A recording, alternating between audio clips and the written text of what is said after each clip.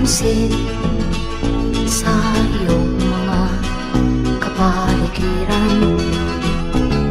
Kay dumi na ng hangin, pati na ang mga ilog natin.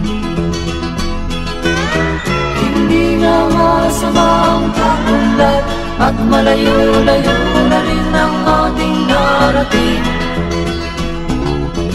Ngunit masdan mo ang tubig sa dagat, dati kulay asul, ngayon'y naging itim.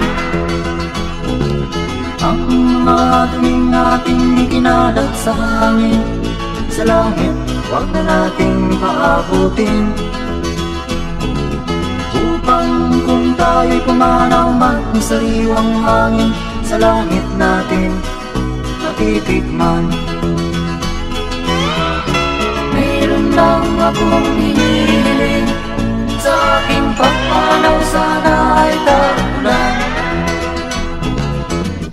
Gitara ko ay aking dadalhin, upang sa utak na lang tayo magkantahan.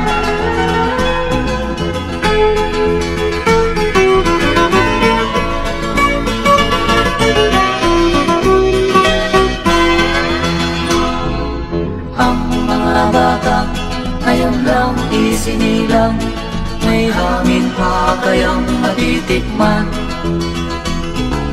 May mga puno pa kaya silang aakyatin, may mga ilog pa kayang lalamuyan. Bakit di natin pag-isipan ang nangyayari sa ating kapaligiran? Hindi nga masama ang pag-unlad, kung hindi nakakasira ng kalikasan.